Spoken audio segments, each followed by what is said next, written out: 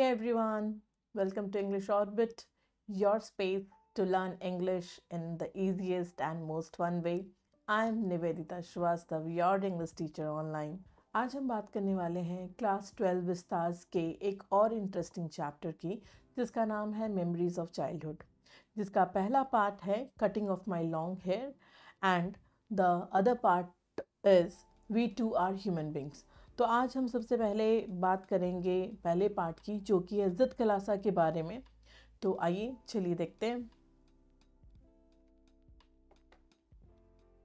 So memories of childhood, the cutting of my long hair, part 1 of memories of childhood. So सबसे पहले हम start करते हैं, author के बारे में हम जानते हैं। तो इसकी ऑथर है जिद कलासा, जिनका रियल नेम है गेटरूड सिमोन्स बोनिन। सो आइए पढ़ लेते हैं इनके बारे में।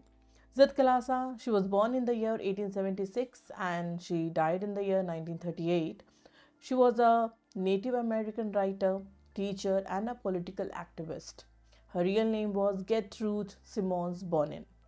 Born on Yankton Sioux, Dakota tribe. ये यांगटन सू जो है एक ट्राइब था, दकोटा ट्राइब था, वो उससे बिलोंग करती थी, जो कि एक मार्जिनलाइज्ड क्लास से बिलोंग करता था। So it was in South Dakota, USA. She work to preserve native American culture and fought for their rights and dignity. Her writings express the emotional trauma of cultural oppression and loss of identity. तो Zitkala Sa जो है, उन्होंने अपने बचपन में जिस तरीके का ऑपरेशन उन्होंने फील किया, महसूस किया, उसी के लिए उन्होंने आगे चल कर के फ़ाइट किया है। उन्होंने अपनी सारी बुक्स में कार्लाइल स्कूल जहाँ पे वो पढ़ती थी उसको बहुत क्रिटिसाइज़ किया है, जहाँ पे नेटिव अमेरिकन को सप्रेस किया जाता था, ऑप्रेस किया जाता था।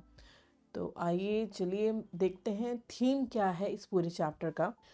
Cultural conflict between native American traditions and western values, loss of identity through forced assimilation, suppression of freedom and individuality in boarding schools, emotional resistance and courage of a child facing injustice.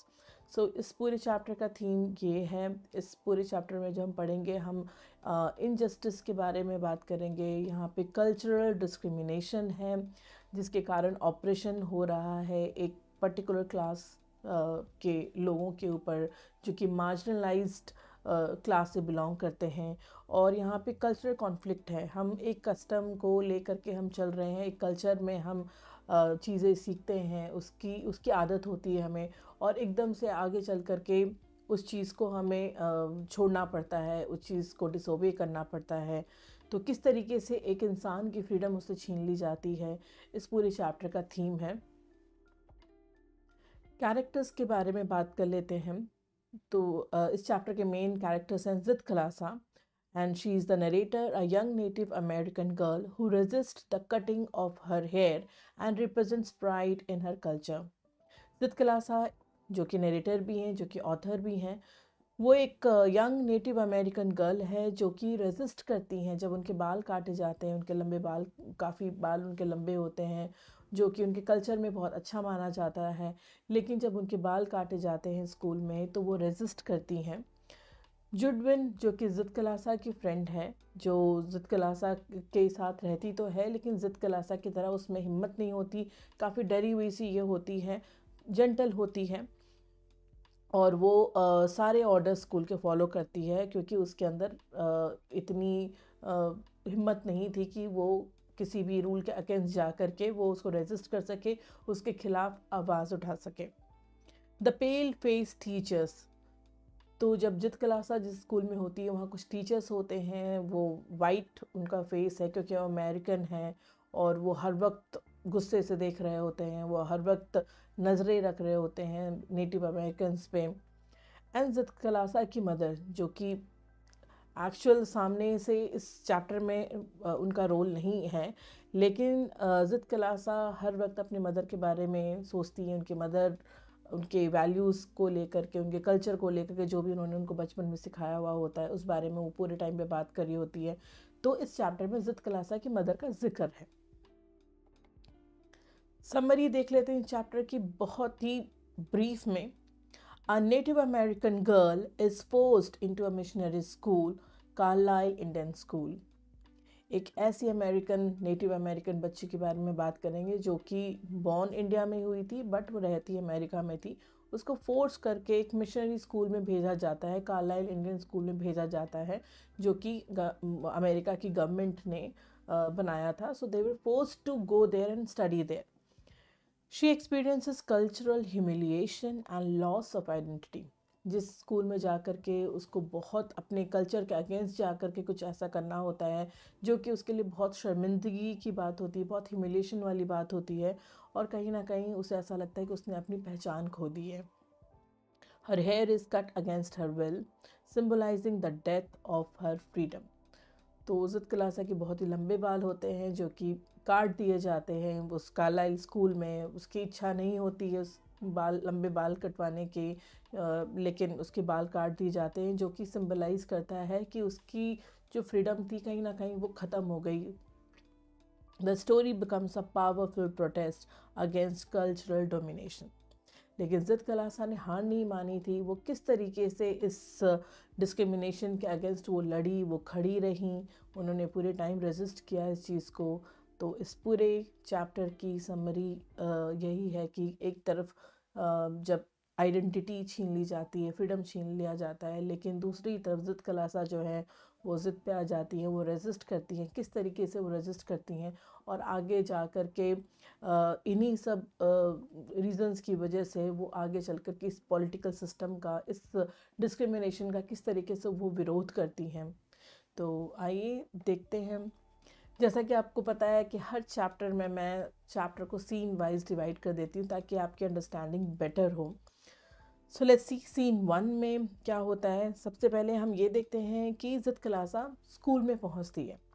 अब जैसे वो school में पहुँचती है, America में बहुत ठंड है, बहुत कम पेड़ दिख रहे हैं क्योंकि सारे ट्रीज़ जितने हैं वो भी स्नो से कवर्ड हैं, और काफ़ी ठंड लग रही होती है इज़्ज़त कलासा को। स्कूल का माहौल काफ़ी अननोन सा लग रहा होता है उसे, और उस पूरे स्कूल में काफ़ी स्टूडेंट्स जो हैं इधर उधर जा रहे हैं क्योंकि ये इनके ब्रेकफास्ट का टाइम है, बेल बज चुकी है ब्रेकफास्ट के लिए। तो सारे बच्चे इधर से उधर भाग रहे हैं। इज़्ज़त कलासा को वो स्कूल बिल्कुल नहीं अच्छा लगता है, वो बिल्कुल वहाँ एंजॉय नहीं करती है। उसके लिए सब कुछ अननोन सा होता है, वो कुछ भी चीज़ वहाँ नहीं पहचानती, वो वहाँ रहना पसंद नहीं करती है। लेकिन क्योंकि अब वहाँ पे है तो उसको वहाँ के रूल्स फॉलो करने हैं। बहुत सारे रूल्स के बारे में तो वो अवेयर भी नहीं है। चलिए देखते हैं सीन 1 में क्या है। Zitkala Sa arrives at a boarding school run by white missionaries. The surroundings and people feel cold and unfamiliar. She feels lonely, frightened, and confused. The environment lacks the warmth of her home and tribe. अब वो घर से तो दूर है school में, तो obviously school में उसे वो वार्मथ जो वो घर पे महसूस करती है वो तो उसे वहाँ नहीं मिलेगी। तो वो काफ़ी ज़्यादा वहाँ पे अनफेमिलियर महसूस कर रही है खुद को, थोड़ी सी डरी हुई है, कंफ्यूज्ड है, घबराई हुई है। उसे ये नहीं समझ में आ रहा है कि उसे क्या करना है। सीन 2 में हम देख लेते हैं एक बहुत ही बड़ा कल्चरल शॉक लगता है इज़्ज़त कलासा को। वो क्या है, जैसे ही जब बेल बजती है तो सारे बच्चे ब्रेकफास्ट के लिए वो लाइन अप करके ब्रेकफास्ट रूम की तरफ जा रहे होते हैं, जहाँ पे सबने बहुत ही टाइट कपड़े पहने हुए हैं, बहुत ही अनकंफर्टेबल से लग रहे हैं, और वो बिल्कुल सीधे लाइन में चल रहे हैं। उनके जूतों की आवाज़ आ रही है जिसको देख करके काफ़ी ज़्यादा इज़्ज़त कलासा जो अनॉयड हो रही थी, लेकिन वो भी उनको फॉलो करती है। और चलते चलते रास्ते में ब्लैंकेट कहीं पे रखा हुआ होता है, उसके शोल्डर से लग करके गिर जाता है, बट नोबडी केयर्ड। कोई रुका नहीं, कोई उसे पलट करके देखा नहीं। जैसे तैसे इज़्ज़त कलासा उस ब्लैंकेट को उठा करके रखती है और वो भी उनके पीछे पीछे फॉलो करके ब्रेकफास्ट रूम तक जाने लगती है। तो देखते हैं किस तरीके का कल्चरल शॉक से लगा था। The girls wear tight uncomfortable dresses, everyone follows strict rules, no one speaks freely, the discipline and silence seems unnatural to her, she begins to feel that she does not belong here. ये सब कुछ देख करके उसे लगता था कि मैं यहाँ की हूँ ही नहीं, मैं यहाँ एडजस्ट कर ही नहीं सकती, और उसे बहुत ही सारी चीज़ें अटपटी लग रही होती हैं। बट स्टिल क्योंकि सब रूल्स फॉलो करके आगे बढ़ रहे होते हैं तो इज़्ज़त कलासा भी उनको फॉलो करते हुए ब्रेकफास्ट रूम तक पहुंचती है। जब वो ब्रेकफास्ट रूम पे जाती है तो वहाँ के रूल हैं कि अगर पहली घंटी बजी, पहली जब बेल बजी, तो आपको ब्रेकफास्ट टेबल के पास खड़े हो जाना है, आपको चेयर पकड़ करके खड़े हो जाना है। बट क्योंकि इज़्ज़त कलासा को वहाँ के रूल के बारे में पता नहीं था, वो सबके साथ जाती है और जाते के साथ उसने क्या किया कि उसने चेयर पुल करके वो बैठ गई। लेकिन जब उसने पलट करके इधर उधर देखा तो बाकी सब लोग खड़े थे चेयर पकड़ करके। तो जैसे ही वो उठना चाहती है कि अरे I was not suppose to sit, मुझे तो अभी नहीं बैठना था, लेकिन जैसे ही वो उठना चाहती है वैसी दूसरी बेल बजती है। दूसरी बेल बजते के साथ ही सारे बच्चे ब्रेकफास्ट टेबल पे, आप देख सकते हैं इस पिक्चर में, सारे बच्चे अपनी अपनी जगह पे बैठ जाते हैं। एक लंबी सी टेबल होती है और इज़्ज़त कलासा को एक आदमी की बहुत शाउट करने की आवाज़ आ रही होती है, तो ऐसे झुक करके वो टेबल की दूसरी ओर देख रही होती है। और जैसे ही जब उसने देखा उस तरफ, तो उसने देखा कि एक लेडी खड़ी है, pale faced white woman, American woman वहाँ खड़ी है और खड़े होकर के वो उसे काफ़ी गुस्से से घूर रही है। तो उसको देख करके बहुत ज़्यादा इज़्ज़त कलासा है जो अनकंफर्टेबल हो जाती है कि इस तरीके से लेडी मुझे क्यों देख रही है। फिर खैर उसने देखा कि सारे बच्चे अपनी प्लेट की तरफ ही देख रहे हैं और जैसे ही वो आदमी के शोर करने की आवाज़ थोड़ी सी कम होती है, थर्ड बेल बजती है। थर्ड बेल बजते ही बच्चों ने नाइफ फोक पकड़ा और उन्होंने खाना शुरू कर दिया। तो वो स्कूल इतना स्ट्रिक्ट था कि आपको हर बेल पे आपको अपना एक्शन करना है। अगर पहली बेल बजी तो आपको चेयर पुल करना है, दूसरी बेल बजी तो आपको चेयर पुल करके बैठ जाना है और आपको प्लेट की तरफ ही देखना, आप इधर उधर नहीं देख सकते। एंड थर्ड बेल पे आपको खाना शुरू करना है। तो इतनी ज़्यादा स्ट्रिक्टनेस थी वहाँ पे। और Zitkala Sa she was not aware of any rules and regulations of there, तो उसके लिए बहुत ही अजीब सा माहौल हो रहा था, उसको बहुत ही अलग सा महसूस हो रहा था। अब वहाँ पे उसकी दोस्त होती है जुडविन, जिसके बारे में हमने बात किया है, अनदर कैरेक्टर। तो जुडविन उसकी दोस्त होती है, जुडविन उसके पास आती है और आकर के उसे कहती है कि मैंने सुना है कि ये हमारे बाल काटने वाले हैं। ये हमारे जिनके भी लंबे बाल थे उन सबके बाल को श्रिंगल कर देते थे, उनको शॉर्ट कर देते थे कट करके। तो इज़्ज़त कलासा के बाल बहुत ही लंबे थे, लेकिन जुडविन ने बोला कि मुझे ये सुनने में आया है कि ये हमारे बाल काटने वाले हैं। तो ये डिस्कशन चल रहा है जुडविन और इज़्ज़त कलासा के बीच में।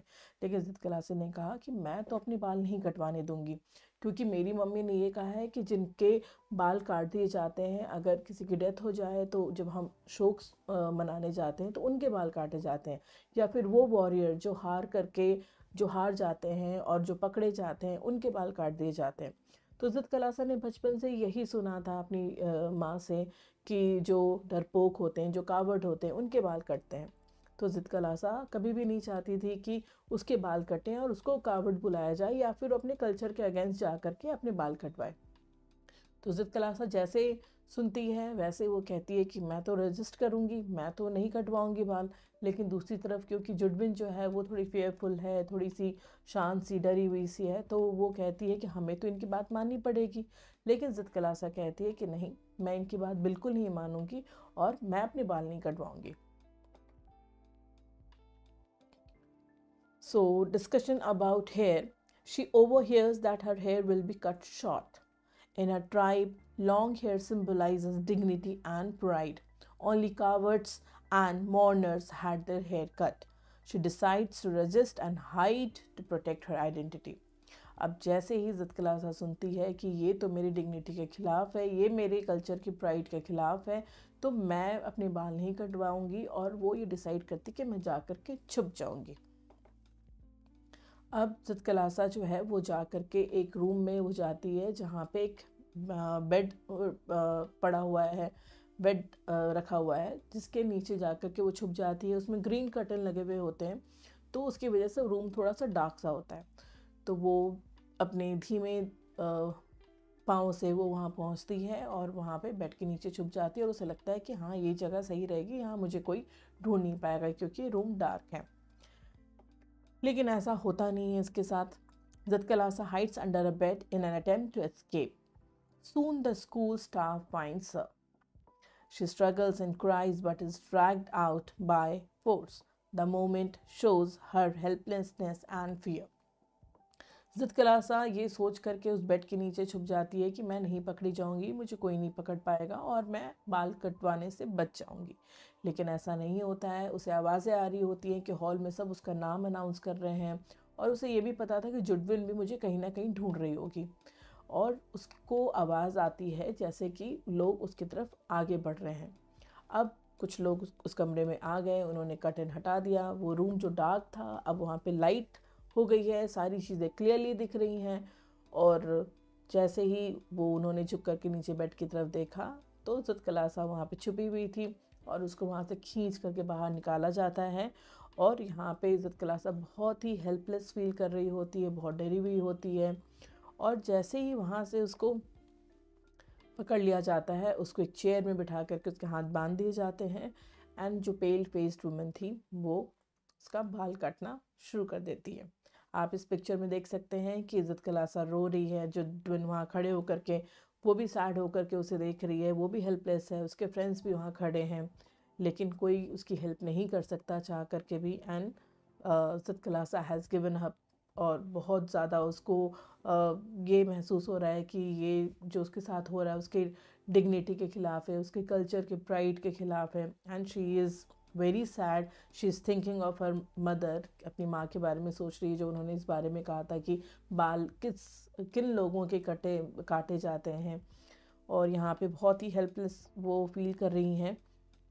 The teacher cuts off her long hair despite her cries. The scissors symbolize cultural domination and loss of identity. She feels humiliated and broken. This act marks her first painful experience of racial oppression. तो ये जो incidence इसके साथ में हुआ था, ये सबसे पहला इंसिडेंस ऐसा था, एक बहुत ही पेनफुल एक्सपीरियंस था जहाँ पे इसने ये महसूस किया था कि रेशियल ऑपरेशन मतलब जो जाति भेदभाव जो हैं उस टाइम पे किस तरीके से लोअर कास्ट वालों को किस तरीके से सप्रेस किया जाता है, कैसे बैकवर्ड कम्युनिटी के लोग जो हैं उनको सप्रेस किया जाता है। और वहाँ पे शी वॉज वेरी सैड। उसके she was like she was remembering her mother, she had given up, she was very sad about it. उसका छुप जाने का भी कोई फ़ायदा नहीं हुआ, उसने रेजिस्ट किया, उसने कोशिश करी कि वो बच जाए अपने बाल कटवाने से, लेकिन ऐसा नहीं हो पाया। At the end she started crying, she was helpless. और उससे ऐसा लगा कि उसने अपनी पहचान खो दी, वो आइडेंटिटी उसकी रही नहीं, और वो भी कहीं ना कहीं उस सोशल डिस्क्रिमिनेशन का शिकार बन गई। And she was feeling spiritually defeated and powerless. तो इन सब की वजह से जो रिएक्शन इज़्ज़त कलासा का था, she feels spiritually defeated, her individuality is destroyed and she feels like a stranger to herself. The once proud native girl now feels powerless and crushed. Yet the memory remains a symbol of resistance in her later life. तो उस समय तो इज़्ज़त कलासा कुछ नहीं कर पाई, लेकिन फिर भी ये जो पूरा इंसिडेंस था उसमें इज़्ज़त कलासा को ये हर वक्त याद रहा कि उसने हार नहीं मानी थी, उसने रेजिस्ट किया था। तो इस चीज़ को वो अपनी पूरी ज़िंदगी उन्होंने याद रखा था, और आगे चल कर के वो पॉलिटिकल एक्टिविस्ट बनी, वो टीचर भी थी, उन्होंने बहुत सारे बुक्स लिखे, और हर बुक में उन्होंने ये जो कार्लाइल इंडियन स्कूल था उसको क्रिटिसाइज़ किया है। तो मॉरल क्या है स्टोरी का? We must respect diversity and individuality. हमें हर तरह के इंडिविजुअल को और डाइवर्सिटी को हमें रिस्पेक्ट देना चाहिए, हर कल्चर को रिस्पेक्ट देना चाहिए।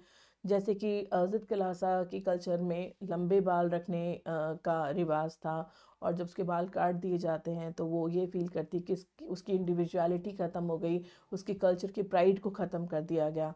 तो हमें ऐसा नहीं करना चाहिए। Cultural suppression destroys innocence and identity.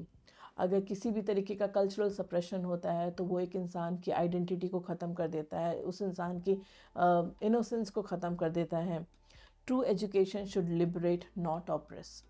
सच्ची एजुकेशन, सही मायने में एजुकेशन वो है जो किसी इंसान को ऑप्रेस ना करे, किसी इंसान को दबा कर ना रखे, बल्कि उसको फ्रीडम दे, उसकी सोच को फ्रीडम दे। इज़्ज़त कलासा's courage reminds us that identity is priceless. तो ये पूरे चैप्टर में जो इज़्ज़त कलासा का करेज है, जो हिम्मत उसने दिखाई है, वो हमेशा हमें ये याद दिलाती है कि हर इंसान की जो पहचान है वो अमूल्य है, वो प्राइसलेस है। तो ये थी कहानी इज़्ज़त कलासा की। यहाँ पे इस चैप्टर से रिलेटेड मैंने जितने भी न्यू वर्ड्स हैं उसके मीनिंग लिखे हैं, ताकि आप जब ये चैप्टर पढ़ेंगे तो आपको हर वर्ड का मीनिंग आपको समझ में आए। तो आप स्क्रीनशॉट ले सकते हैं। So here the words mentioned are imprison, indignities, shingled hair, cowards, mourners, compelled, submission, resistance, oppression, assimilation, dragged out, dignity, heritage, wriggling, clatter, scramble, defiant, moccasins, squeaking, shuddering, belfry. सो ये सारे वर्ड्स आप screenshot ले सकते हैं और learn कर सकते हैं इसकी मीनिंग, और कोशिश करें कि ये जितने भी न्यू वर्ड्स आप सीखते हैं आप अपने डेली लाइफ में उसको यूज़ करें, ताकि आपकी वोकैबुलरी अच्छी हो, आपकी इंग्लिश और अच्छी हो। तो ये थी कहानी इज़्ज़त कलासा की। नेक्स्ट वीडियो में हम बात करेंगे इसके पार्ट 2 की, जो कि है we two are human beings. Till then keep learning and keep orbiting around English. This is English orbit signing of.